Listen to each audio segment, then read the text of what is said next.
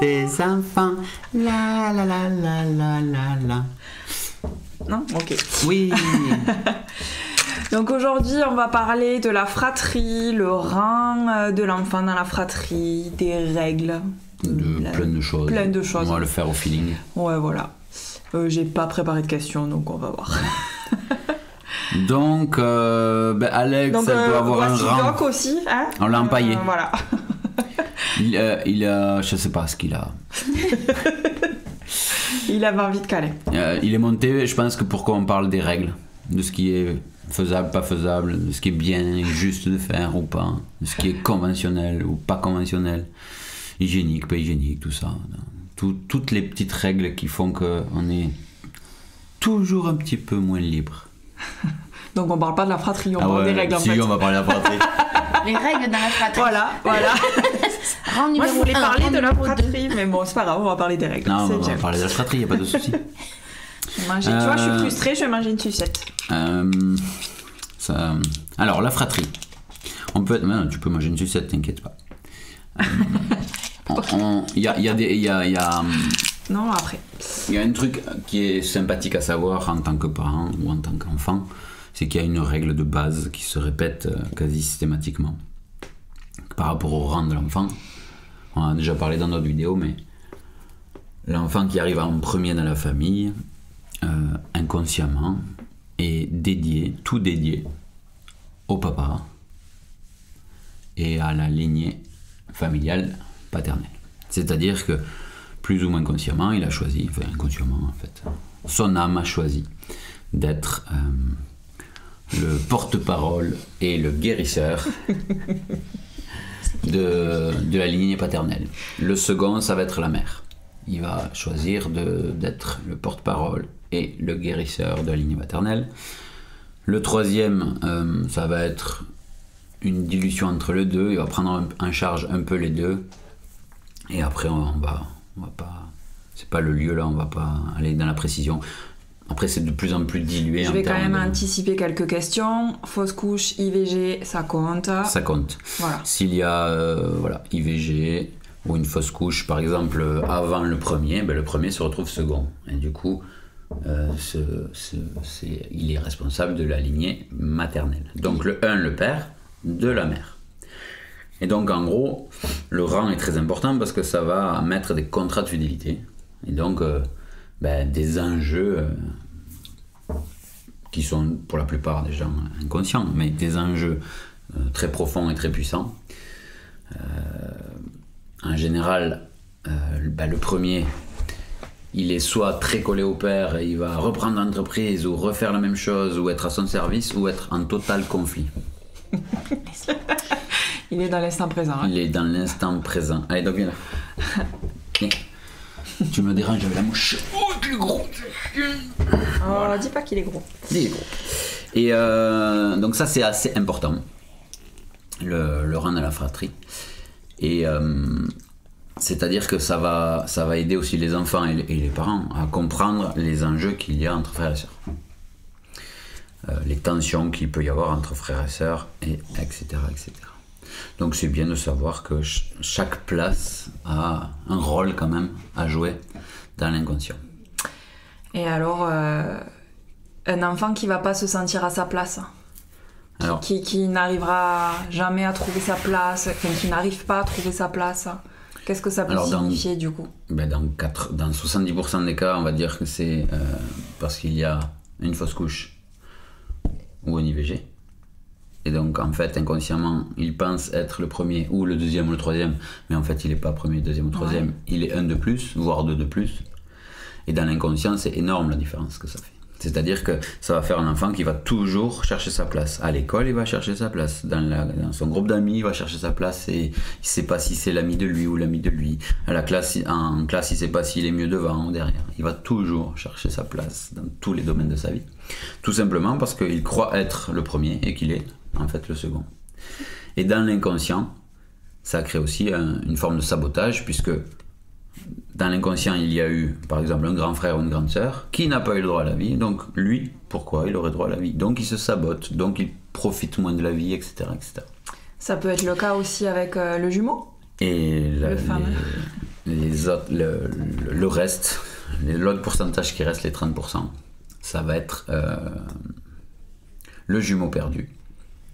On sait aujourd'hui qu'il y a 3 ou un peu plus, 3 grossesses gémellaires sur 5. Donc ça veut dire qu'il y a 3 grossesses sur 5 où il y a 2 êtres qui arrivent et un des 2 qui n'arrive pas à terme, donc qui quitte le corps.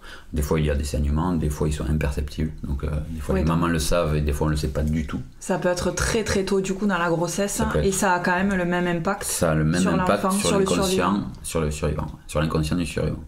Donc un enfant qui va tout le temps chercher sa place, qui ne va pas savoir se positionner,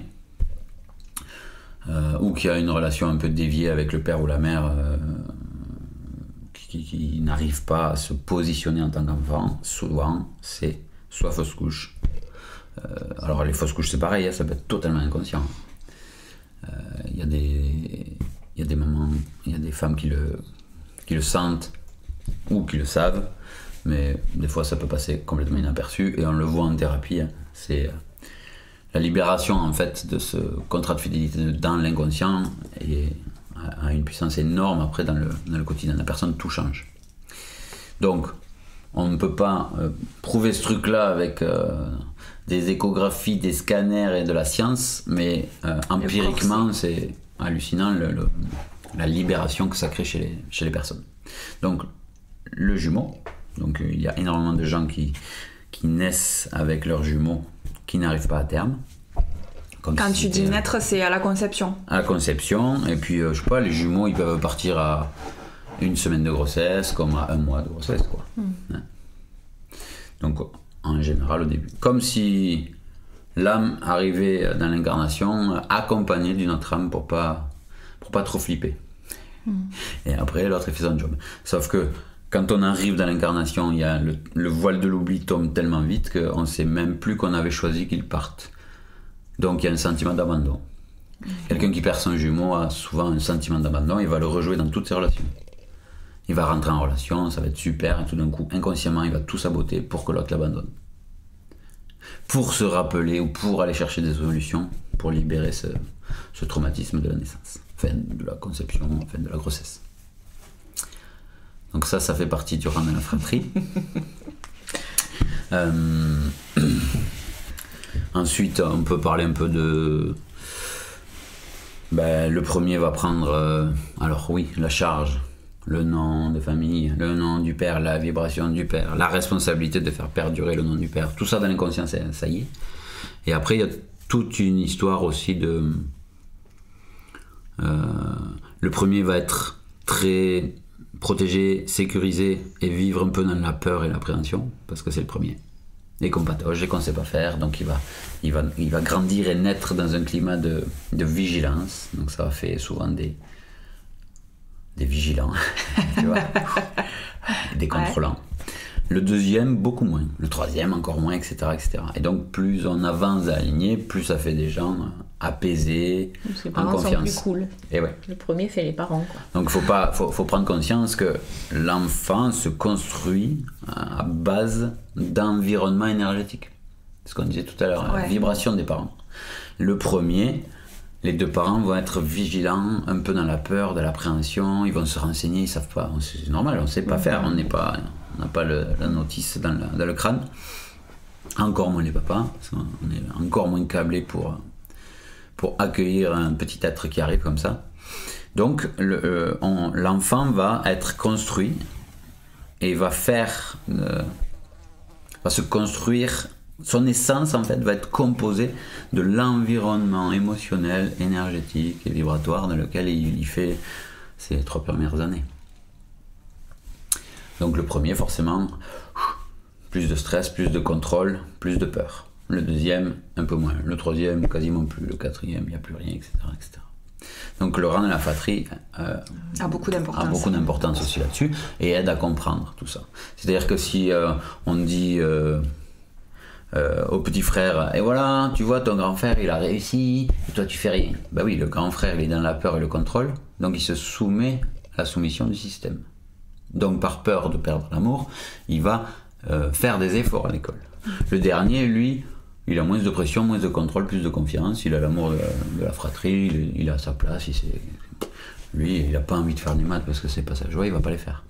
Et donc on va lui dire, lui, enfin ton frère il est capable, donc t'en es capable. Et les comparaisons... C'est terrible. C'est terrible. Et les comparaisons vont faire que l'autre, du coup, il va se sentir moins aimé. Et ils ont tout donné à mon frère, etc. etc. Et lui, il a réussi, et moi, je suis incapable, et je suis un bon à rien.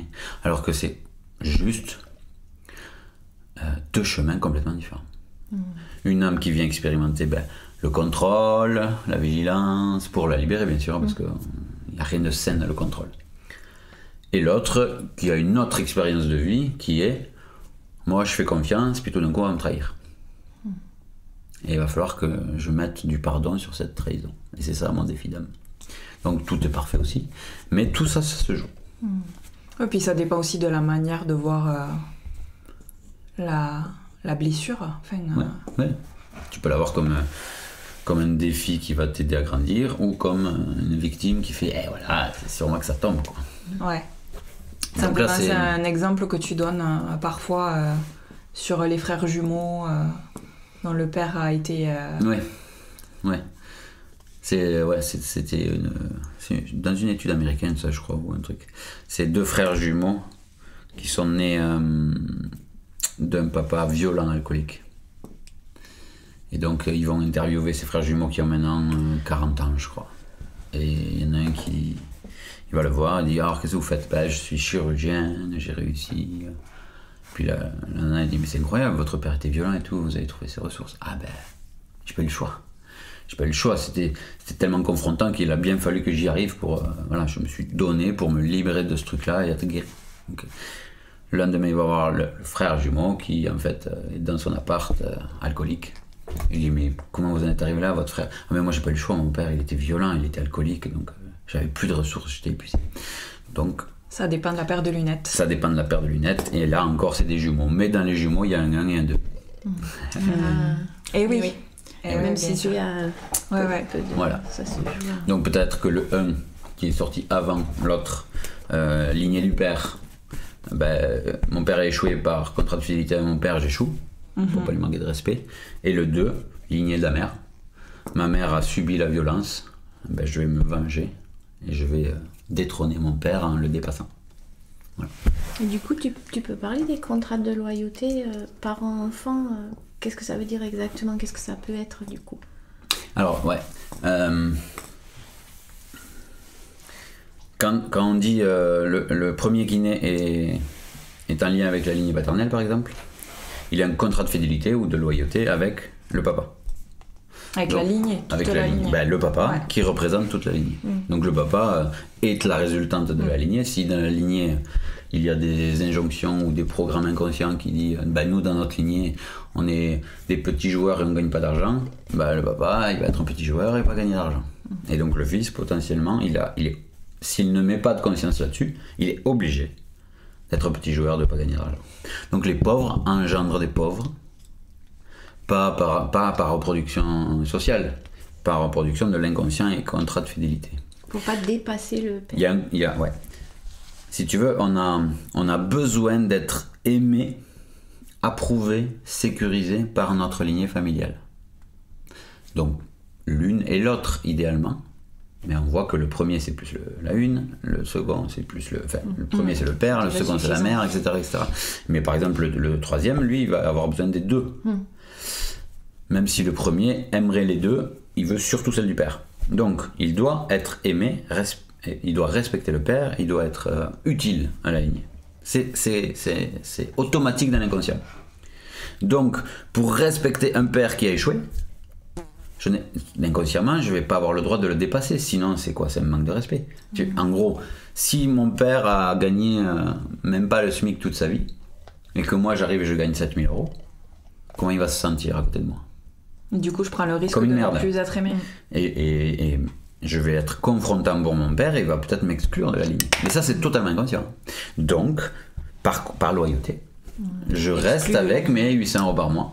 Même si je suis hyper débrouillard, hyper intelligent, je vais saboter et je vais créer une réalité qui fait que je me sécurise avant tout de l'amour de ma lignée, même s'il n'y a pas d'amour, parce qu'ils n'en sont pas capables. Hein. Mais pourquoi on va chercher l'amour dans les lignées? Parce qu'on vit dans une société déshumanisée qui ne peut pas nous promettre de l'amour ailleurs. Donc on se sécurise avec les liens du sang. Notre inconscient va chercher un amour dans le lien du sang parce que tout simplement, quand on pleure dans la rue, personne ne vient nous prendre dans les bras. Voilà, on est dans une société complètement individualisée où on ne peut pas attendre de l'inconnu dans la rue du réconfort. Donc, pour pallier à ça, notre inconscient va chercher automatiquement dans les liens du sang, ce qui est le plus probable pour trouver de l'amour et de la sécurité. Donc voilà pourquoi il y a des contrats de loyauté et comment ça marche. Ça répond à peu près. Oui, mais en plus on en avait parlé déjà dans le transgénérationnel un peu. Donc. Dans le transgénérationnel. Et voilà, après, qu'est-ce qu'on peut dire au sein de la fratrie Donc les jalousies, les comparaisons. Voilà, après les jalousies, comparaisons, c'est pas tout. C'est l'histoire d'amour reconditionnel. Voilà, c'est pas compliqué. Très souvent, le premier est là, il a tout, le second arrive, il a moins. Il va tout faire pour se venger inconsciemment du second qui lui a pris la moitié de son amour, voire plus. Puisque un bébé demande énormément d'énergie, temps, amour, tendresse. Donc c'est toute cette énergie, temps, amour, tendresse qui a été pris au premier.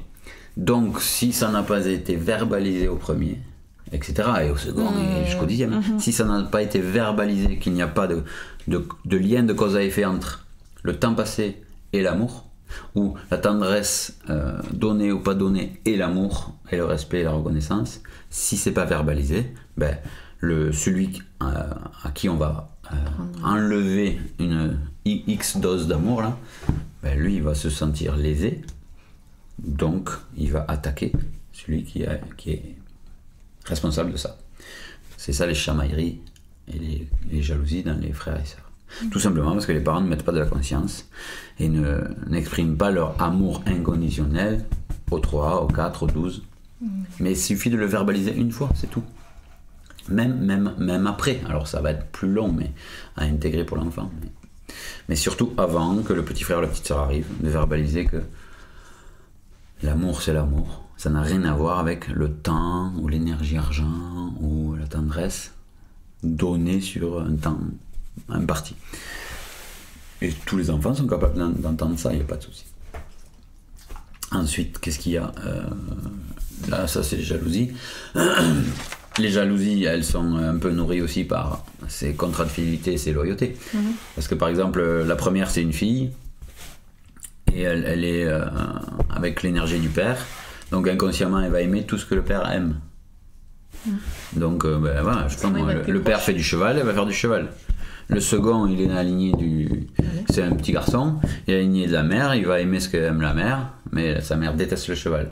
Donc il va se retrouver en conflit avec son père et en jalousie avec sa sœur.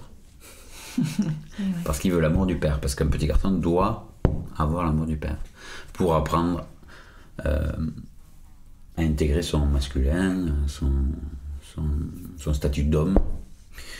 Il faut qu'il puisse aimer le père et être aimé du père pour ensuite rejeter le père pour devenir adulte. On ne peut pas devenir adulte si on n'a pas l'amour du père, dans l'inconscient. Bien sûr que oui. C'est pour ça que la thérapie sert à ça aussi. Justement, même en tant qu'adulte, de mettre de la conscience sur tout ça, tout ce qui se joue, ça libère aussi des... oui, ça libère. Au niveau des relations saines avec les frères et sœurs, par exemple. Il y en a qui vont culpabiliser parce que mes enfants ne s'entendent pas, mais c'est normal. Mets de la conscience au bon endroit. S'il te demande de l'aide, aide-les avec tous ces concepts et ça va le faire. Mais comme les parents qui disent « Ah non, mais moi j'aime tous mes enfants pareil ». Ça n'existe pas. C'est faux. C'est faux. On a forcément des affinités avec des vibrations différentes, avec des centres d'intérêt. Ça ne veut pas dire que l'amour, en fait, il est inconditionnel. On est papa, on est maman, notre enfant, on l'aime, point. Et en fait, les gens confondent l'amour et l'attachement. Ou les affinités. Alors il vaut mieux que ce soit une affinité qu'un attachement, mais en général, si on ne met pas de conscience là-dessus, c'est un attachement. J'aime mes 3 enfants, mais le premier qui fait le même sport que moi, j'ai plus d'affinité, mais ça ne veut pas dire que je l'aime plus que les autres. Je passe plus de temps avec lui parce que c'est plus joyeux pour moi, parce qu'il partage un truc avec moi. Mais ça ne veut pas dire que j'aime les autres moins. Et ça, les gens ne savent pas mettre des mots là-dessus, c'est tout. Mais si on leur explique ça, écoute, nous on passe plus de temps parce qu'on a la même affinité, mais ton monde en toi est aussi riche que le nôtre. Je te demande pas de venir. Par contre, si tu veux que je passe plus de temps avec toi, il faut que tu le verbalises. Il faut que tu dises, papa, j'ai besoin de plus de temps avec toi. Qu'est-ce qu'on pourrait faire ensemble? Allez, viens faire du poney avec moi. Non, j'aime pas le poney. Donc je vais pas me forcer à faire du poney. Sinon, je vais faire du poney en faisant la gueule. Et je vais pas encore moins rentrer en relation avec le second. Par contre, on va dire avec le second, écoute, je n'aime pas le poney, mais par contre, on va trouver une activité qui nous va tous les deux. Je sais que tu aimes un peu bricoler, moi j'adore bricoler, peut-être qu'on peut, je sais pas, on va remonter un vieux truc ensemble. Ah ouais, ça peut être cool. Ou alors on va créer un mécanisme qui va t'aider à nettoyer ton cheval. Voilà, là ça va. Mais surtout pas dire, non mais tu fais du foot avec le premier, tu viens faire du poney avec moi. Non. Mais parce que si je dis oui par culpabilité, ou parce que je me dis qu'il faut que j'aime tout le monde pareil, j'amène dans mon activité poney la rancœur, la rancune, le plus pas envie d'être là, et du coup je fais porter la responsabilité au second de ma journée de merde. Donc, fameuse dette. Dette énergétique. Ok. C'est bien pour ça? Ouais. C'était un taux, c'est fini là. Après, si y a des questions auxquelles on n'a pas répondu, n'hésitez pas en commentaire, vous pouvez poser toutes les questions. Poser les questions et on y reviendra dessus. Voilà. Ultérieurement, comme on dit. Ultérieurement. N'est-ce pas? Ouais. Je vais me transformer, je vais m'habiller en ultérieurement. Oui, bonjour, je suis ultérieurement. Il y a des questions pour moi. Je suis ultérieurement. Super U. Super ultérieur. Alors parlons de Leclerc et Auchan. Oui, c'est ça, il faut dire trop. Sinon on va se faire bip allumer. C'est bon pour aujourd'hui? Oui, c'est bon pour aujourd'hui. T'as vu que j'ai remis le même t-shirt que la semaine dernière? La tenue du mercredi. On les accroche après et on les met qu'une fois par semaine. Je pense qu'ils nous croient pas. Il faut pas les prendre pour des débiles, les gens. Hein. Bon, enfin, tu vois comme ils traitent leurs enfants. Bon, allez, super. On se retrouve mercredi prochain pour une autre vidéo sur les relations parents-enfants. Salut!